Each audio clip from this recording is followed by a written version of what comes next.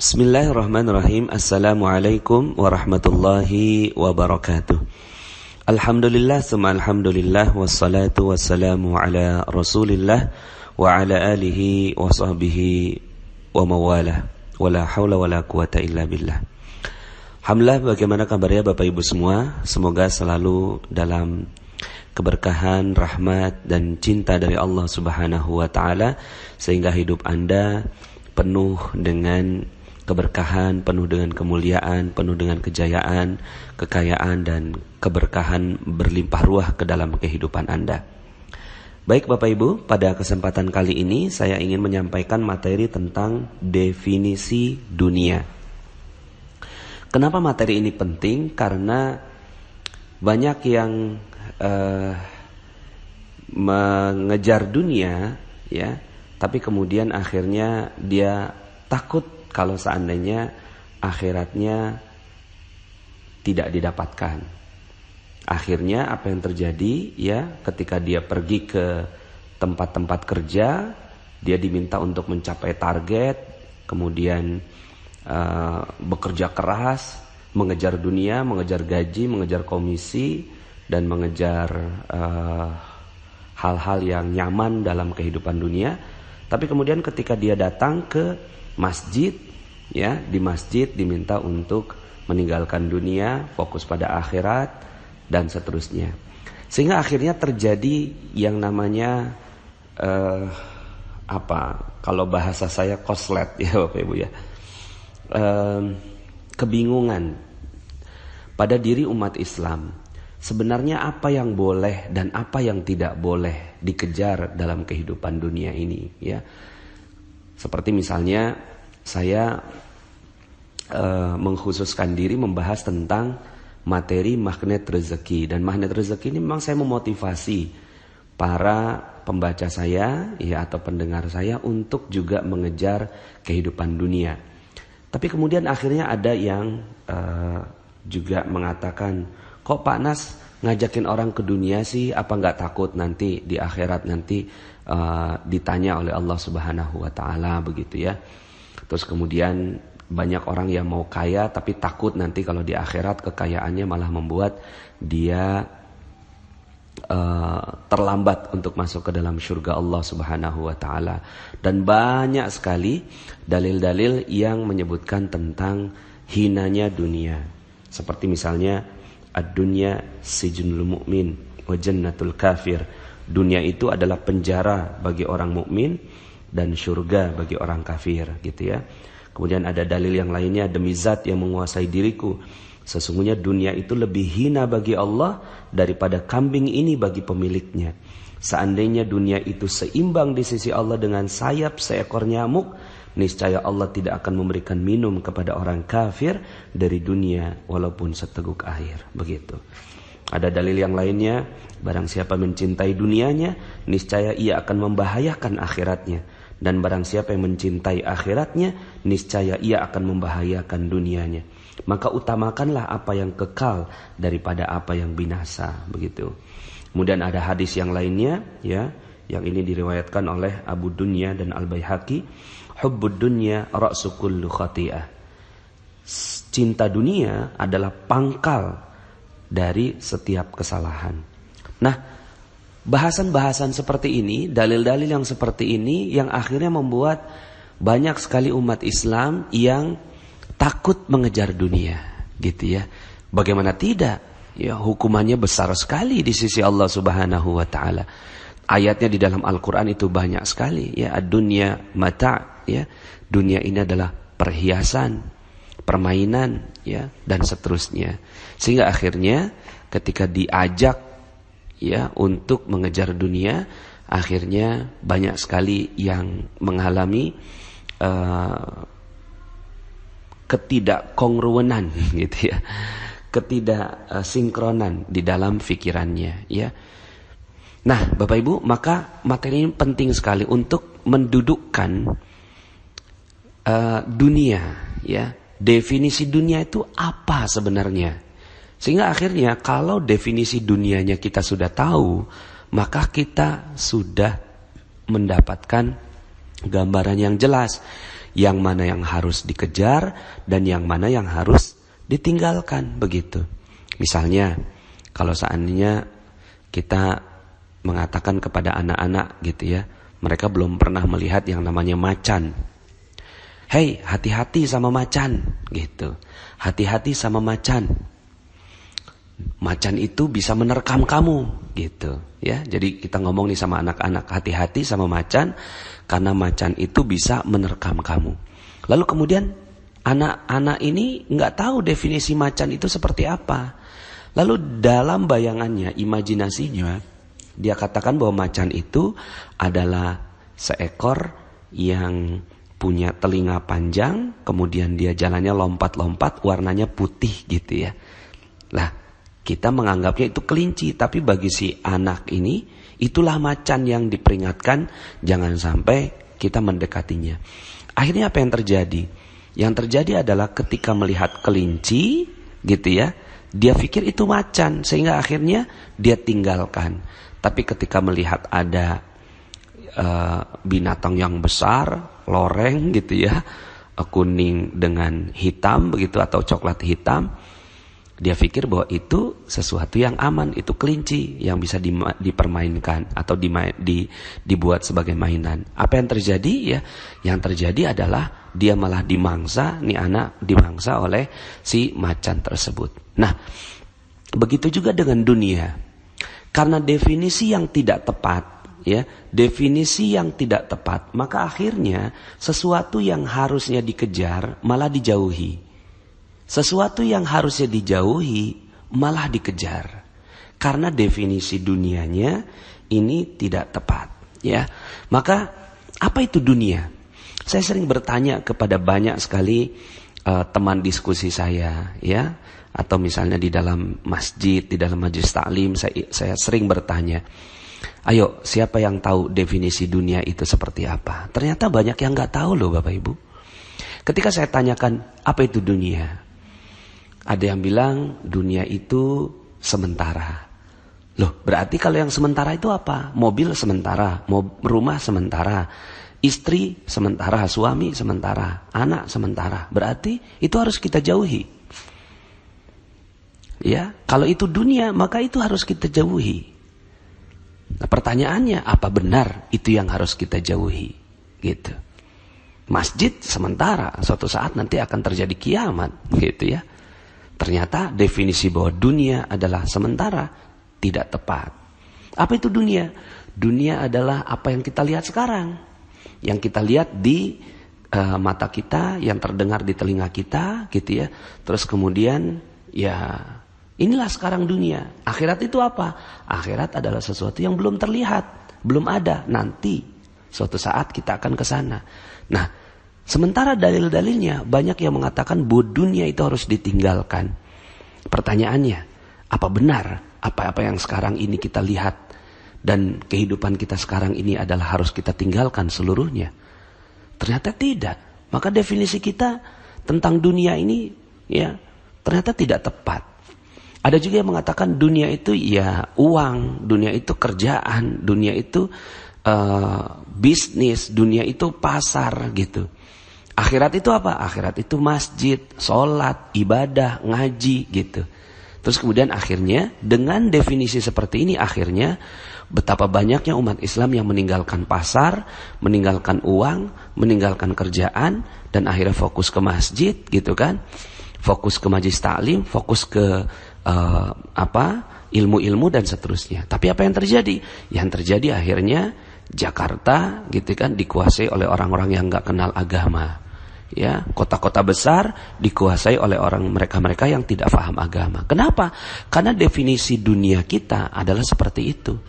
Bahkan betapa banyaknya saya menghadapi pertanyaan atau pernyataan begitu ya, bahwa udahlah nggak usah ngomongin uang, nggak usah ngomongin dunia gitu ya.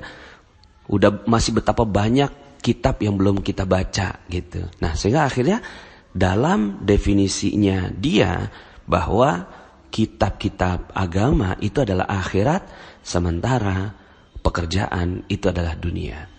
Nah, Bapak Ibu, ini adalah definisi yang berkembang di masyarakat. Kalau saya pun tanya kepada Bapak Ibu semua, coba sekarang, apa itu definisi dunia? Ternyata banyak dari kita yang tidak memahaminya. Nah, dalam materi ini, saya ingin menyitir satu hadis yang tegas sekali menjelaskan tentang definisi ini. Sehingga akhirnya dengan definisi dunia ini, kita jadi jauh lebih mudah dalam mendefinisikan apa yang harus kita kejar dan apa yang harus kita tinggalkan. Apa itu dunia? Dalam sebuah hadis Rasulullah SAW bersabda, "Ad-dunya mal'unah, mal'unun ma fiha illa ma kana lillahi minha." Dunia itu semuanya terkutuk. Ya, jadi dunia itu terkutuk. Terkutuklah apa yang ada di dalamnya kecuali yang ditujukan kepada Allah. Sekali lagi, dunia itu terkutuk dan terkutuklah apa yang ada di dalamnya kecuali yang ditujukan kepada Allah. Ya, dalam hadis yang lain, dalam format dan redaksi yang lain, kalau ini kan yang diriwayatkan oleh Tirmizi dan ia menghasankannya, ya. Nah, sementara Imam Ibnu Majah itu dengan tambahan illa zikrullah, kecuali mengingat Allah atau zikrullah, dan apa yang mendukungnya orang yang berilmu dan para penuntut ilmu. Nah, Bapak Ibu, ini definisi yang akan memudahkan kita, ya, akan memudahkan kita melihat apa itu dunia. Definisinya kuat sekali Bapak Ibu, ya, bahwa ternyata semua dunia ini terkutuk Bapak Ibu, ya. Jadi dunia ini terkutuk. Apapun yang ada sekarang ini terkutuk. Tapi ada tapinya. Makanya Allah, ya, Rasulullah SAW itu menyebutkan kata illa, kecuali, illa ma kana lillahi minha, kecuali apa-apa yang ditujukan kepada Allah Subhanahu wa ta'ala. Maka dengan definisi ini, pegang aja Bapak Ibu definisi ini, bahwa dunia ini semuanya terkutuk kecuali yang ditujukan untuk Allah. Telegram yang sekarang Anda dengar ini terkutuk Bapak Ibu. Terkutuk, iya terkutuk, kecuali ditujukan untuk Allah Subhanahu wa ta'ala. Ketika dia ditujukan untuk Allah, maka telegram ini menjadi bagian akhirat kita. Saya terkutuk Bapak Ibu. Saya ini terkutuk. Ya, karena saya bagian dari dunia sekarang ini. Kecuali bagian dari diri saya yang memberikan nilai tambah terhadap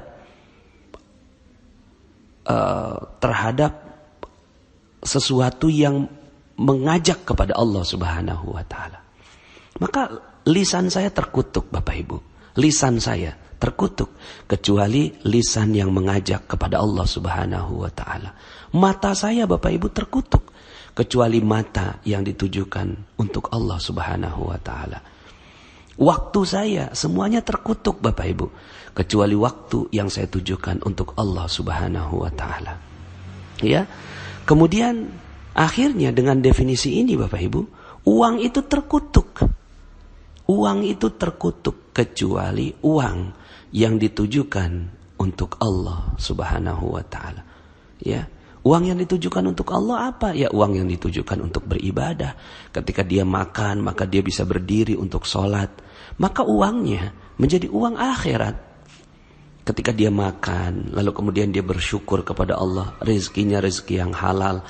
Maka uang ini menjadi uang akhirat, bukan uang dunia. Karena uang itu ditujukan untuk Allah Subhanahu wa ta'ala. Jadi Bapak Ibu, mobil itu terkutuk. Kecuali mobil, ya, bagian dari mobil itu yang ditujukan untuk Allah Subhanahu wa ta'ala.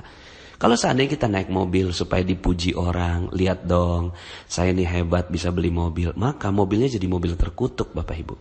Tapi ketika Alhamdulillah ya Allah, terima kasih Engkau telah memberikan kepadaku sebuah kendaraan, maka jadikan kendaraan ini memudahkan aku untuk beribadah kepada Engkau, memberikan kebahagiaan untuk istri, memberikan kebahagiaan untuk anak, dan kemudian bisa beramal soleh, bisa menuntut ilmu, ya, bisa pergi ke tempat-tempat ibadah dan seterusnya. Maka mobilnya bisa menjadi mobil akhirat. Sebagaimana sendalnya Bilal bin Rabah. Seluruh sendal itu terkutuk. Tapi kenapa kok sendal Bilal itu masuk ke dalam surga? Ya, suatu ketika Rasulullah SAW itu mengatakan bahwa sendalnya Bilal sudah di surga, terompahnya Bilal di surga. Ya, kenapa demikian? Karena terompahnya Bilal ditujukan untuk beribadah kepada Allah Subhanahu Wa Taala. Nah, maka Bapak Ibu, kelihatannya amalnya amal dunia, kerja itu dunia kelihatannya Bapak Ibu. Ya. Dunia kelihatannya, tapi kalau pekerjaannya ini ditujukan untuk Allah Subhanahu Wa Taala, maka pekerjaannya menjadi pekerjaan akhirat. Ya. Kemudian uang kita terima, kelihatannya dunia, tapi dia kalau ditujukan untuk Allah Subhanahu Wa Taala menjadi uang akhirat. Rumah itu dunia, tapi ketika dia ditujukan untuk Allah Subhanahu Wa Taala yang di dalamnya agar tertegak nilai-nilai Allah, maka rumahnya menjadi rumah akhirat. Ya. Nah, maka Bapak Ibu, dengan definisi ini akhirnya kita tahu apa yang harus kita tinggalkan. Bukan mobilnya yang ditinggalkan, bukan pekerjaannya yang ditinggalkan, bukan uangnya yang ditinggalkan, bukan rumahnya yang ditinggalkan, tapi yang ditinggalkan adalah riya, ingin dipuji, kesombongan, kebanggaan diri, kemunafikan, ya. Lalu kemudian hal yang sia-sia ditujukannya untuk ya maksiat, tidak terdengar lantunan ayat suci Al-Qur'an di dalam sebuah rumah, ya. Lalu kemudian di dalamnya terdapat kemarahan, iri dengki, ya, sumpah serapah, janji palsu, ya, dan seterusnya. Nah, ketika itu yang terjadi dan ada di dalam sebuah rumah, mobil, harta, uang dan seterusnya, maka itulah yang menjadi bagian dari dunia yang harus ditinggalkan. Lalu apa yang harus dikejar? Yang harus dikejar adalah yang ditujukan kepada Allah Subhanahu Wa Taala. Begitu juga misalnya, sholat itu amal akhirat. Solat itu amal akhirat. Kelihatannya solat itu soleh, kelihatannya. Tapi kalau solat itu ditujukannya untuk dipuji manusia, maka solatnya menjadi solat dunia, bukan menjadi solat akhirat. Amalnya amal akhirat, tapi ya sebenarnya itu dunia. Kenapa? Karena ingin dipuji. Zakat, niatnya ya untuk dipuji manusia, maka zakatnya itu bukan sebagai bagian dari akhirat. Kelihatannya amalnya amal akhirat, tapi niatnya niat dunia, ya. Kemudian masjid dibangun supaya apa? Supaya dipuji orang, ya. Karena dia bisa membangun masjid, maka masjidnya bisa menjadi masjid dunia. Bahkan suatu ketika pernah Rasulullah SAW meminta untuk menghancurkan sebuah masjid, namanya Masjid Dirar, ya, masjid yang ditujukan untuk memecah belah kaum muslimin. Masjid, ya, bangunannya masjid, tapi niatnya untuk memecah belah kaum muslimin. Maka masjid itu adalah masjid dunia, bukan masjid akhirat. Naik haji, kalau naik haji ditujukannya untuk Allah, maka itulah akhirat. Tapi kalau naik hajinya ditujukan untuk dipuji manusia, maka itulah yang harus ditinggalkan. Maka sederhana sekali definisi dunia ini. Ad-dunya mal'unah. Dunia ini semuanya terkutuk. Mal'unun ma fiha illa ma kana lillahi minha. Ya, semuanya terkutuk kecuali yang ditujukan untuk Allah Subhanahu wa taala. Maka akhirnya Bapak Ibu yang dirahmati Allah Subhanahu wa taala, apa yang harus kita tinggalkan? Yang harus kita tinggalkan adalah semua yang tidak ditujukan untuk Allah. Itu yang harus ditinggalkan. Semua yang tidak ditujukan untuk Allah dan yang digunakan atau dicapai atau dilaksanakan tidak dengan ketentuannya Rasulullah Sallallahu Alaihi Wasallam, itulah yang harus kita tinggalkan. Tapi kalau seandainya bercanda dengan istri, ya, bercanda dengan istri ini bagian dari akhirat, ya, Maka suatu ketika Rasulullah SAW menyampaikan bahwa ya mendatangi istri adalah bagian dari pahala. Lalu kemudian ada sahabat yang bertanya, ya Rasulullah, kenapa itu disebut sebagai pahala? Ya, bukankah itu ya bersenang-senang kehidupan dunia gitu ya? Bersenggama dengan istri. Lalu kemudian kata Rasulullah, apakah jika dilampiaskannya ke tempat yang lain itu menjadi dosa? Iya, maka melampiaskannya di dalam koridor Allah Subhanahu wa taala menjadi pahala, maka menjadi akhiratnya gitu. Jadi jelas saja apa saja yang berada di dalam ketentuan agama, apa saja yang berada di dalam ketentuan Allah dan Rasulnya, maka itulah akhirat. Walaupun bentuknya dunia. Maka suatu ketika pernah Rasulullah SAW itu mengatakan bahwa seorang yang sombong tidak akan pernah mendapatkan surga, walaupun sebesar zarrah, ya, walaupun kecil halus begitu, ya. Kemudian ada seorang sahabat yang bertanya, ya Rasulullah, saya ini suka pakaian yang bagus, pakaiannya suka yang bagus gitu ya. Kemudian penampilannya suka yang bagus begitu. Apakah itu juga termasuk sombong ya Rasulullah? Kata Rasulullah SAW dalam lanjutan hadisnya, ya, sebenarnya sombong itu adalah, nah, jadi didefinisikan. Sombong itu apa? Sombong itu bukan penampilannya, fisiknya, bukan. Tapi sombong itu dua. Yang pertama, batrul haq, yaitu tidak mau menerima kebenaran. Ini adalah kesombongan. Batrul haq. Walaupun kebenaran itu disampaikan oleh anak kecil, hamba sahaya, orang yang tidak berharga, maka jika itu kebenaran, kalau dia tidak mau terima, maka itulah kesombongan dan itulah dunia. Batrul haq wa ghamtun nas, dan merendahkan manusia. Merendahkan manusia ini ya seperti yang dalam materi kita terumbu karang, ya, bahwa kita kadang-kadang di dalam pikiran kita ngelihat bencong misalnya gitu ya, lalu kemudian kita hancurkan. Lah itu adalah bagian dari dunia. Merendahkan manusia, merendahkan orang yang bermaksiat, padahal belum tentu nanti di ujung hayatnya bisa jadi dia dikasih taubat oleh Allah. Kita yang sekarang ini berada dalam taat, bisa jadi di ujungnya ditergelincirkan oleh Allah Subhanahu wa taala. Maka yang harus kita tinggalkan ini bukannya uang, bukan harta, bukan mobil, bukan rumah, bukan pekerjaan, bukan.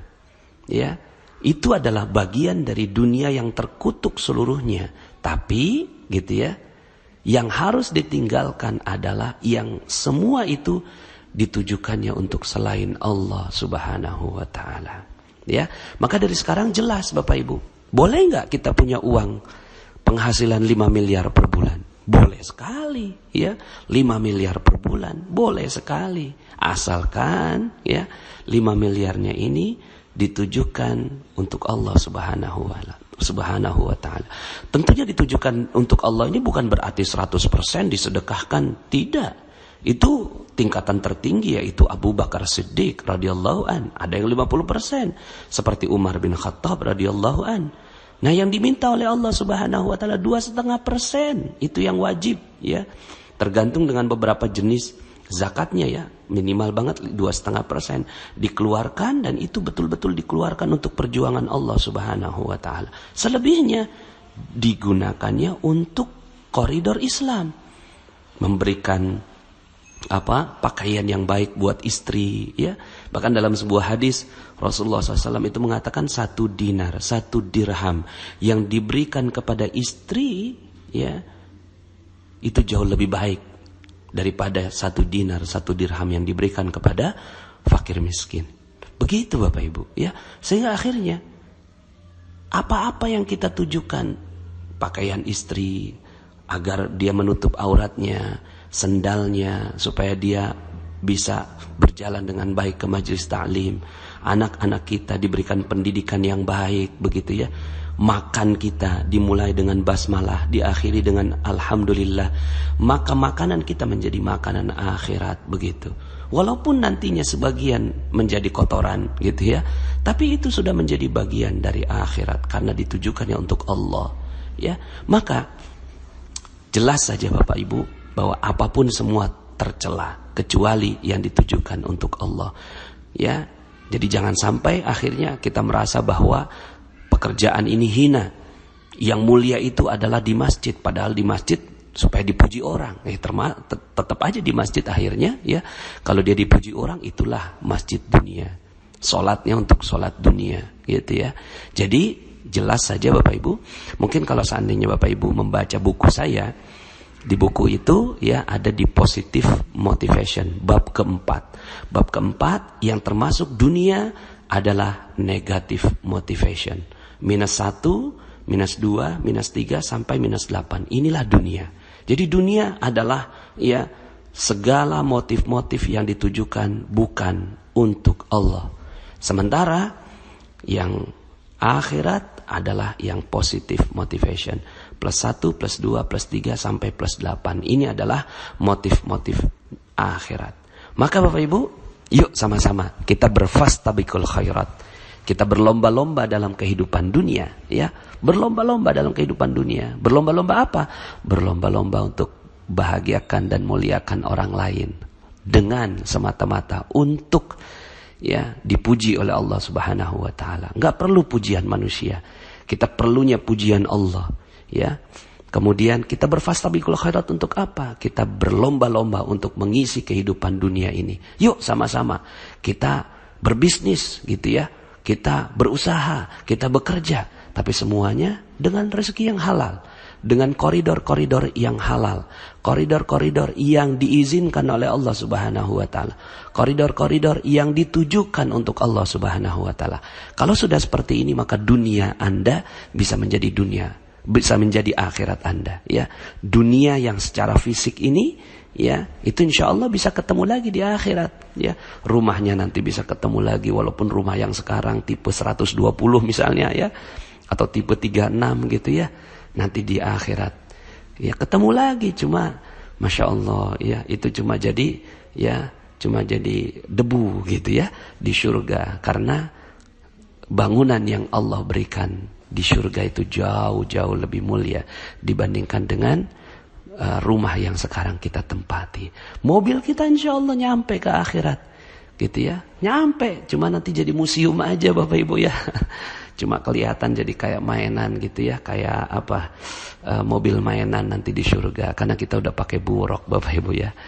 Gitu. Pasar kita insya Allah, kita nak datang ke mall tapi tujuan kita bagus, mata kita dijaga tidak melihat yang diharamkan Allah, lalu kemudian kita berbisnis dengan baik, maka pasarnya bisa menjadi pasar akhirat. Cuma nanti itu jadi cuma pasar-pasaran kayak kartu monopoli gitu Bapak Ibu ya, karena di sana pasarnya surga ini Masya Allah indah luar biasa.